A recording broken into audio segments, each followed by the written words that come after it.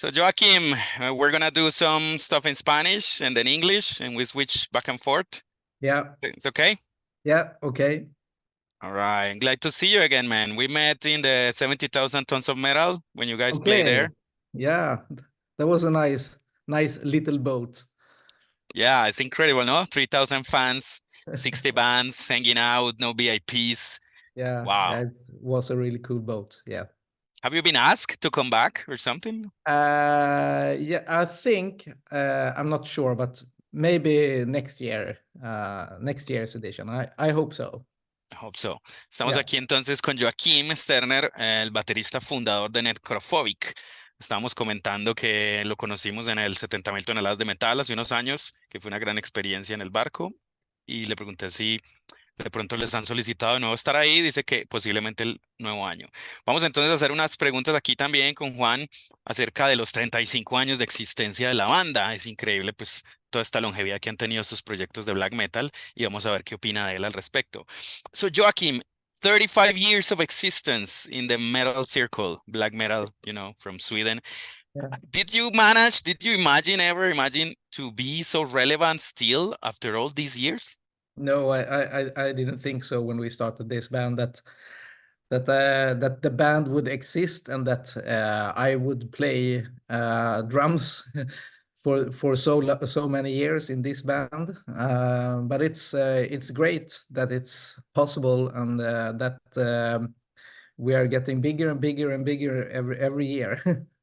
So it's not what I expected, but I'm happy to be able to travel the world with the music. Sí, él no esperaba que después de 35 años viajar por el mundo con su música y ser cada vez más conocidos en el escenario del black metal y en el movimiento mundial que tiene tocando batería para ellos. So how were the expectations growing up in the 90s and being part of this black metal scene pre-internet wise?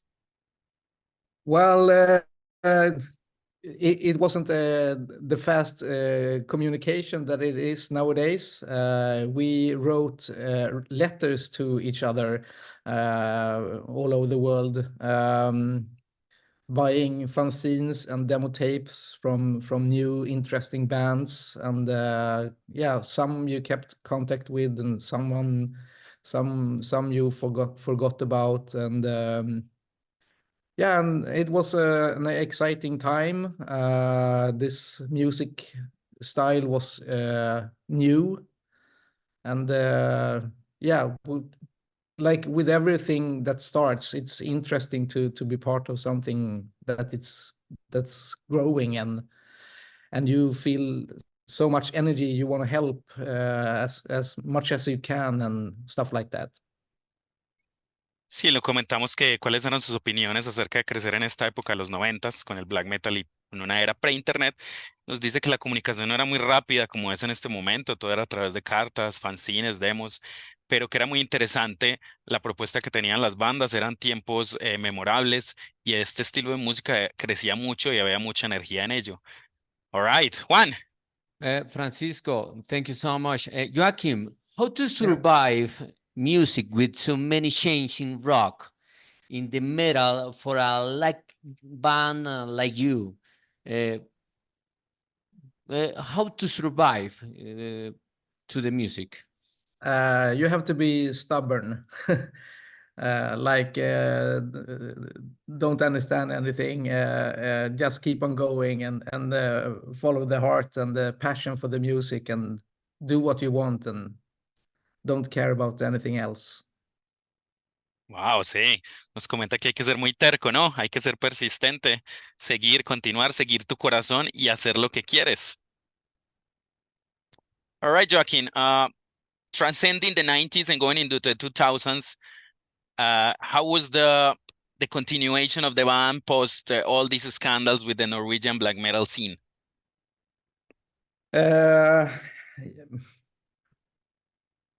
Well, the death metal scene pretty much died. What, as I remember it, we never got really hurt by it because we have one foot in both genres, so to speak. And again, we didn't care about it and just continue doing what we felt, what we wanted to do. And yeah, it was a lot of talk about everything else but the music in that country, and yeah, the rest of the world also. It created a big interest, of course, especially to the Norwegian scene.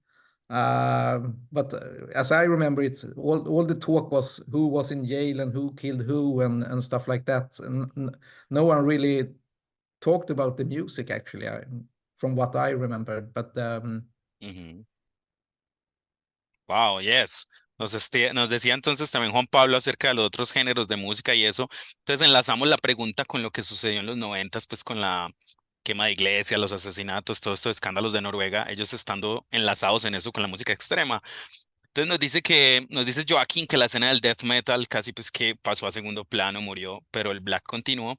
Pero ellos nunca como Necrophobic salieron lastimados de ellos estaban con los pies en la tierra, nunca les importó esto. Y lo decepcionante es que la gente hablaba de los escándalos y no de la música, aunque esto creó pues gran interés para ello. Juan. Winners, all the winners. Joachim, if in your life you came across the machine to travel back in time in a travel 30 years ago, what could you bring to the current scene today? That's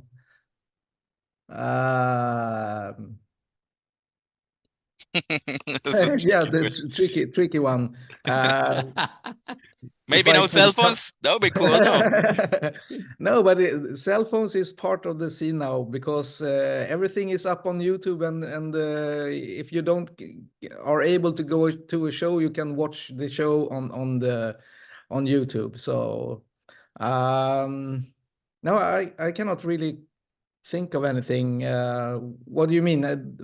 Some advice to give the ¿Algún younger me? aparato o qué? ¿O traer algo de esa época?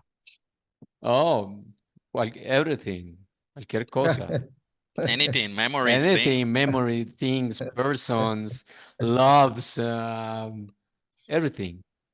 But the history was history, and now is now, and Okay.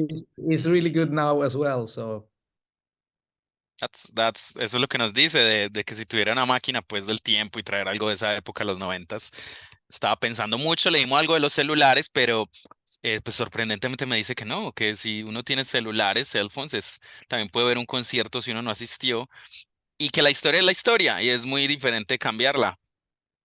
Eso es como muy interesante escucharlo a él, ¿no? Esa calma que tiene, no es tan conflictivo. It's so good to hear you talking about this because sometimes as humans we are so conflictive with old school thing, new old school thing, the poser concepts, cell phones, whatever controversy. But you seem like very calm and wise and you don't get bothered by things. You just go with the music being the most important element. yeah, but I'm old now. I'm not so I'm not 20 and angry all the time and have to prove myself to the world. I feel quite calm and confident about all the stuff that we have done, and I appreciate being able to go to many different places, and there are fans that likes our music, and I think it's great that I am part of this. Ok, si él nos dice que yo le preguntaba que nosotros a veces somos muy conflictivos, hablando de posers, de la cosa de los noventas, muy radicales, lo que sabemos pues de las escenas en Colombia y en Latinoamérica. Y él dice que él está viejo ya, que no tiene por qué estar enojado, que más bien conserva la calma y tiene confianza en sí mismo y aprecia la oportunidad de viajar a diferentes lugares alrededor del mundo. Wow, that's so good to hear, man. Those things. Regarding the pandemic, hablemos un poquito de lo de la pandemia. You guys did some live songs that were actually in the Dawn of the Dam, this edition, the special edition, some of the classic songs there. How was the pandemic thing and how did you handle that those days? Well, the songs on that CD was actually, I think everything was locked down just 2 weeks before that event. Mhm. We were not the first, but among the 10 first in the world to broadcast a live show on Facebook or whatever it was. But it was not a fun time, of course, because every show was cancelled, and yeah, everyone wasn't so lucky that maybe I was to be able to do something else. Like I like very much to ski. Okay. Yeah. With nobody around. Alpine skiing. So I could do that, and I could, yeah, travel, of course, only in Sweden, but Mhm. visit places I haven't seen in my country before. And but it was frustrating that we had this album was pretty new, and all the shows got cancelled and postponed. Some of them we did when the pandemic was over, but some of them never came back, and some got, out of business because of all the canceled shows. They could not continue with the bookings and having shows. Uh, but I remember when it was over, it was a pretty hectic schedule we had. It was, of course, very fun, but it was very hectic, and yeah. But luckily, we were able to do most of them, but a bit later than it was originally planned to be. So. Yeah. Le preguntábamos acerca de la pandemia porque Necrophobic fue de las primeras bandas, si no por decir la primera, que tuvo una sesión live. De hecho, fue como a los 15 días de nosotros estar en pandemia, Juan. Fue muy al final de marzo, comienzos de abril. Entonces fue muy interesante porque luego plasmarían unas de estas canciones en la edición especial del Dawn of the Dam, uno de sus discos, el octavo. Y que fue muy triste porque no pudieron tocar canciones de este disco porque pues todo estaba cerrado y eso, entonces fueron tiempos no nada divertidos. Alguna gente pues obviamente la mayoría no la tuvimos tan de buenas porque a él sí le gustó porque podía esquiar y visitar lugares en su país natal, Suecia. Entonces, a pesar de que estaba triste de que el álbum no tuviera publicidad y no hubiera bookings ni nada de esto, logró hacer cosas internas muy interesantes en su vida. Y luego the schedule era muy hectic, o sea, había muchos conciertos y todo se fue y llegó así de tacada. De hecho, nosotros todavía lo estamos viviendo, Juan Pablo. De hecho, actually, we are still living that, Joaquim, in Latin America. Last year and this year, it's so full of shows because everybody wants to play and you want Yeah. to see all the bands. Unfortunately, our economy is not as good as the European, of course, but it's going to be massive, man. The calendar in Yeah. March and April, it's so massive. There's only one important. Yes. The 16th. Necrophobic You and have to go to Emperor. rest. That's Go true. to Dice que, yes, este es el importante. April 16th. Yes, and we can connect that with Emperor, Joaquin. No, such a big legacy. Last year was the first year that Emperor played in our country. It was incredible. I mean, the guys, Ishan and the guys couldn't believe it. It took them so long. We have a big connection with black metal, in Colombia since the 80s and 90s with, Euronymous and all these. So it was a really good show. So now having both bands, what do you think are the expectations for this concert? I hope that everyone comes, of course, and that you will enjoy the show. I'm personally looking forward to come there. The band has never played in Colombia before. It was supposed to happen a few years ago, but we got stuck in Brazil. Oh, yes. And I know some of you guys were a bit frustrated, but some of you also understood that things that like this happened. And but now we're coming on April 16th, and like I said, we're looking forward to it really much. And even we have expectations of you, because we heard a lot of good things about audience in Colombia and Bogotá. Yes, nos dice que conectamos la pregunta de que el concierto pues que debemos ir es ver a Necrophobic en su debut con Emperor el 16 de abril en Bogotá. Y que lastimosamente la vez pasada estuvieron atrapados en Brasil y no pudieron viajar. Esto yo creo, Juan, era con Colombian Shows. Estaba Sí. en Bogotá también y estábamos esperando el concierto y fue una de las muy triste, pues porque ese debut no se pudo lograr. Y como pueden ver, ellos de verdad quieren tocar en nuestro país y sentir esa energía de la audiencia latinoamericana. Entonces espera Sí. que esta vez no haya frustración y que todos podamos estar allá. This is the moment, Joachim. This is the moment. Yes. Yeah. Joachim, we know that there are more media, and I want to take advantage of it. How do you see to the future of rock metal in Norway, in Europe, in the world, from your point of view? And what bands, uh, what bands would you recommend that listening to your playlist? I think we did a show in Stockholm half year ago, and there was a young band called Eternal Evil that opened up for us, and they reminded me of myself when I was at their age. Yeah, they have all their career in front of them, and they are hungry and they are on fire, and yeah. So if I could recommend a band from Sweden to you guys, look up E- Eternal Evil. Eternal Evil, right? It's a thrash death band, so to speak. A lot of Okay. energy and really good band. Yeah, there are not so good upcoming bands with that sort of thrash vibe with rock and roll tune. Like, for example, Midnight. I really like those guys, revitalizing things. Nos dice entonces Joaquín que a la pregunta que le hacía Juan de que alguna banda que recomienden de moderna y nos dice Joaquín que en Estocolmo en un concierto estaba viendo una banda que se llamaba Eternal Evil, como maldad eterna, y que él veía en eso esa juventud, esa hambre por estar en vivo y ese fuego en ellos y que es un sonido algo trash death muy, muy interesante. Yes, that's good, man. Coming back to a little bit for your band, I think the last two albums before this new one, Mark of the Necrogram and Dawn of the Damned, kind of revitalized, no, the necrophobic sound and the interest of the fans for the band.